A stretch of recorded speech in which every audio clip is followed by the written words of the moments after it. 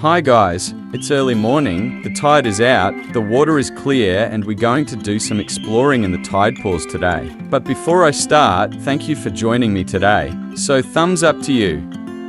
I am going to search ledges and flip rocks to find some creepy ocean critters to show you. You see, this starfish has a funny arm. Well, starfish can regrow a lost arm if they lose one. And that is exactly what is happening here. There are a couple of anemones here, but let's keep looking. So I spotted these spaghetti-looking things, and I knew a sea hare must be near. These are actually eggs laid by a big sea slug, and not far away I spotted one.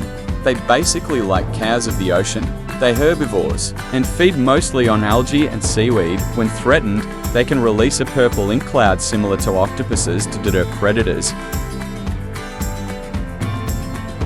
Not far away, I saw its mate, but this one looks more like a gremlin to me. But do you know what? This is green, because their diet can influence their body coloration, which helps in camouflage. Just as I told you about the ink, well, this one let me know to stay clear. The ink contains chemicals that may confuse or irritate attackers. So that's exactly what I will do. I will get away.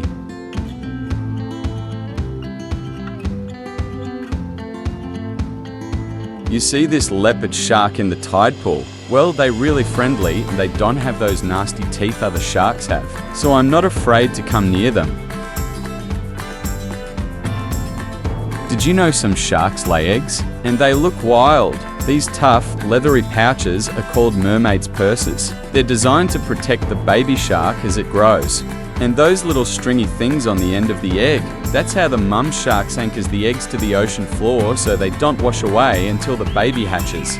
I had a closer look at this rock and spotted some interesting and colourful sea creatures. If you look nice, there is a flatworm cruising around. A sea armadillo with sea cucumbers next to it and some colourful sea urchins living on this rock.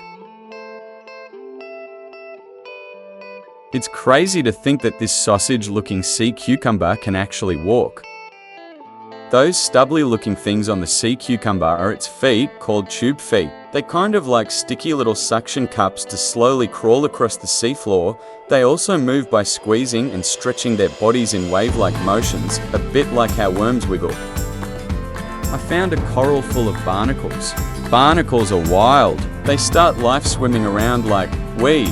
But then they go, this rock looks nice, and bam, super glue themselves down. For life, now stuck forever, they just chill and eat with their feathery legs. Kinda like waving tiny fans to catch snacks. Sometimes they even hitch a ride on whales. Frioba, all you can eat buffet.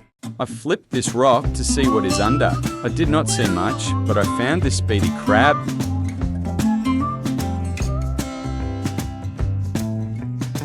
It gave me a proper pinch on my finger.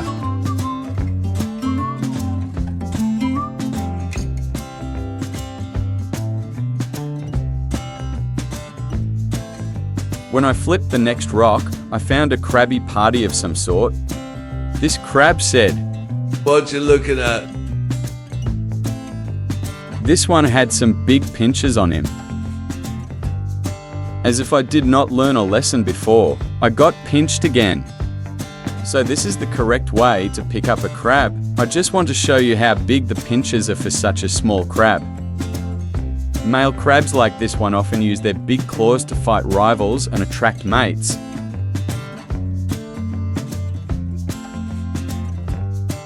Okay, enough with crabs, but I have to show you this knobbly cave monster. This thing is scary looking.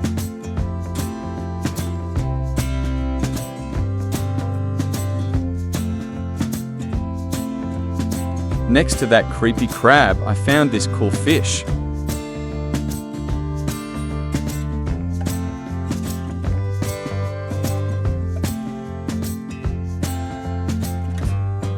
These fish don't have scales. They feel rather slimy, but there is a reason for that. For flexibility, for camouflage or burrowing in mud or sand.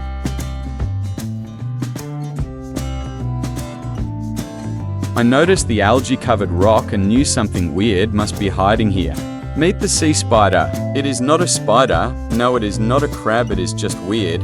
It's got got 8 legs like a spider, but this ocean oddball isn't even in the same family. It's its own thing. And do you know what? Most of its insides are in its legs. No room in the body, so the guts go mobile. They don't bite, they don't spin webs, they just creep around sucking juice from soft sea animals. Yep, sea juice vampires. But what was even cooler, under that rock I flipped over was this colourful Easter bunny. Okay, I am just joking. It's not really a sea bunny, but some people do call them sea bunnies because of that fluffy tail and bunny-like ears it has. It's called a nudibranch. And that fluffy tail you see, well, it's actually their gills that's on its back as they have no shell. Nudibranch are some of the most colourful creatures in the ocean, like if nature had a glitter pen phase. And the bunny ears. Nudibranch use them to smell and sense their surroundings. No eyes, no problem. I decided to flip one more rock, and was I surprised? This alien-looking creature must be the strangest thing I have seen for a long time. To tell you the truth, I have no idea what kind of wormy thing this could be. What I can tell you is that worms move by firstly stretching their body long and skinny. Then they squeeze up short and chunky. It's like a full body crunch workout. They've also got tiny bristles called setae that grip the dirt so they don't just slip around. Stretch, grip, pull. Boom. Worm locomotion 101. No legs? No problem. Well, that's all I can tell you about this strange worm. But before we move on, when is this worm's body coming to an end? That rock I flipped over must be straight out of a horror movie. This thing has the head of a fish and legs like a crab. I must say I am glad I live on land. I spotted a few brittle stars cruising around. But what really amazed me was finding this anemone upside down. In fact, it is actually in the process of moving by flipping over, almost like a roly-poly.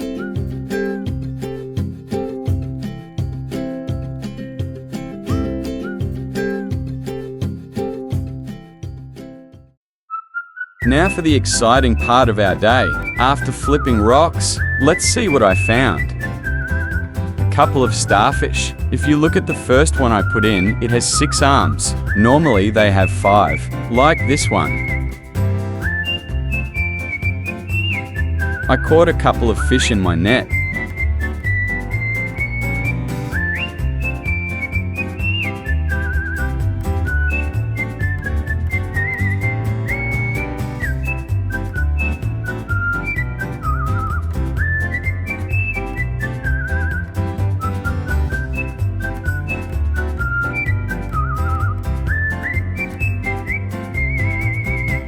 There was a cool little puffer fish swimming around. Most other tide pool fish will dart under a rock, where these puffers normally just keep swimming, and sometimes they just lay down on the floor, so they're actually easy to net.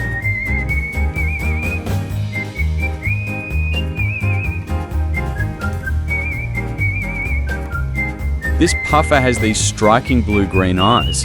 And you can't see it here, but they have teeth like a rabbit. Those teeth can give you a nasty little bite if you're not careful.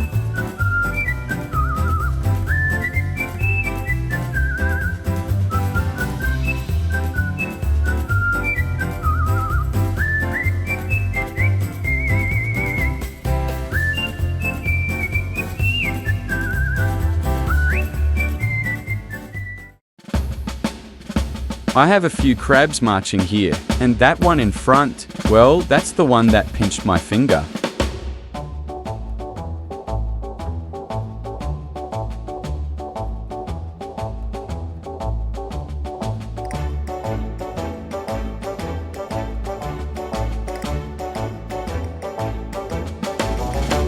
And there is the other crab with the big claws that nabbed me.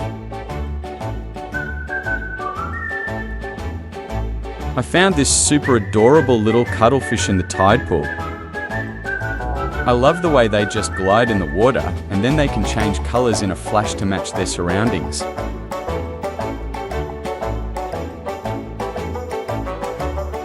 I think I just made a new friend today. They're just so friendly and don't mind being held. As long as you don't make any sudden moves, they will chill in your hand. I decided to scoop my net on the pool's edge, and I caught a few tiny fish and shrimps.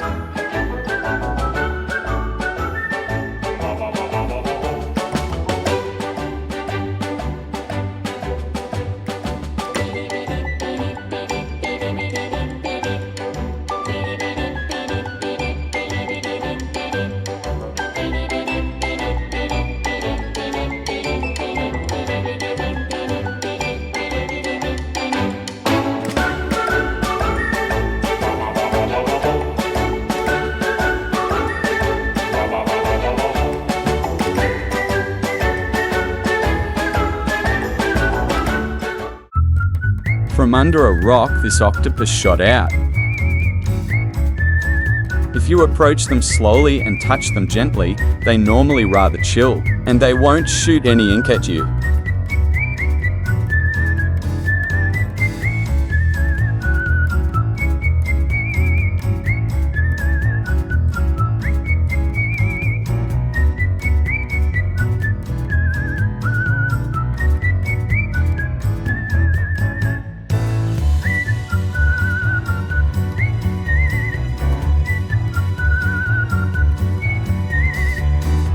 I found this big periwinkle under one of the rocks I flipped over. From close up, they're pretty awesome. If you look closely, there are also a few barnacles hitching a free ride on its back.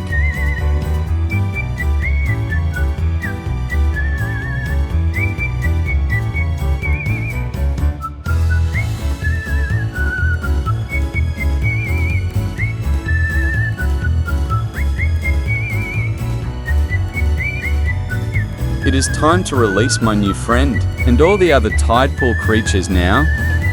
Thanks for joining me today at the tide pools, and if you don't mind sparing a like, it will be awesome.